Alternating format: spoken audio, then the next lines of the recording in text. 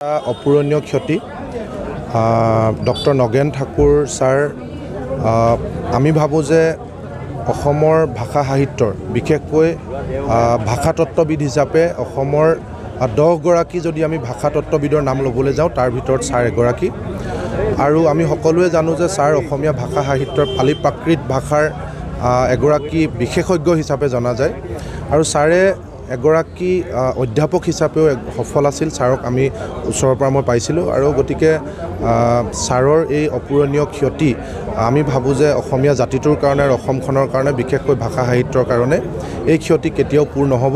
গতিকে ছাৰে যদি আমি ভাবোঁ যে নীৰৱভাৱে তেওঁ গোটেই কামখিনি কৰি গৈছিলে আৰু ছাৰে যদি প্ৰচাৰমুখীভাৱে কাম কৰিলেহেঁতেন আমি ভাবোঁ ছাৰ আজিৰ দিনটোত অসমৰ এগৰাকী বহুত নাম জ্বলা ব্যক্তি হিচাপে থাকিলেহেঁতেন। কিন্তু ছাৰৰ যিটো মানে স্বভাৱসুলভভাৱে নীৰৱে সাধনা কৰি যিধৰণে ভাষা সাহিত্য জগতৰ কাৰণে যিখিনি অৱদান দি থৈ গ'ল এইখিনি আমি সদায় মনত ৰাখিম আৰু ছাৰক আমি জীয়াই ৰাখিম। আজি সমগ্ৰ অসমে এজন মহিৰু হেৰুৱাইছে।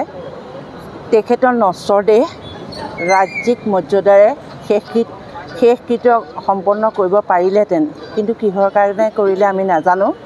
অৱশ্যে এই বিষয়ে আমি বহু কথা নাজানো, কিন্তু আমাৰ এটা দুখ লাগিছে, দেৰগাঁওবাসী হিচাপে আমি দুখ পাইছোঁ।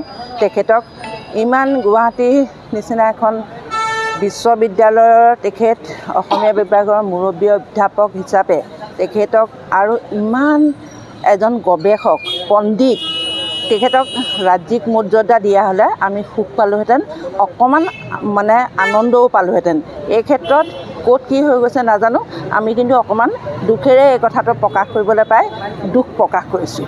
আমি অতি দুখেৰে জনাইছোঁ, লগতে আপোনালোকক আমি ধন্যবাদ জ্ঞাপন কৰিছোঁ।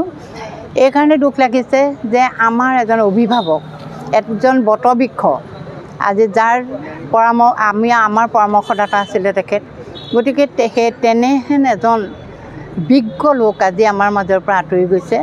সেইকাৰণে আমি আজি বৰ দুখেৰে জনাবলগীয়া হৈছে কথাষাৰ।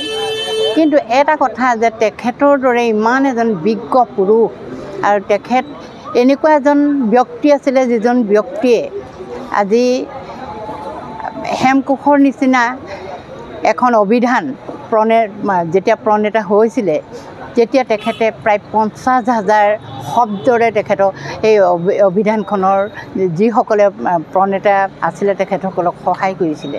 গতিকে তেনেকুৱা এজন বিজ্ঞ পুৰুষক আজি আমি সঁচা কথা ক'বলৈ গ'লে আমি যেনেকৈ যি মৰ্যাদাৰে তেখেতক আজি আমি বিদায় দিবলগীয়া হৈছে তাতকৈ আমি বহুত উচ্চ মৰ্যাদাৰে আমি তেখেতক বিদায় দিব পাৰিলোঁহেঁতেন।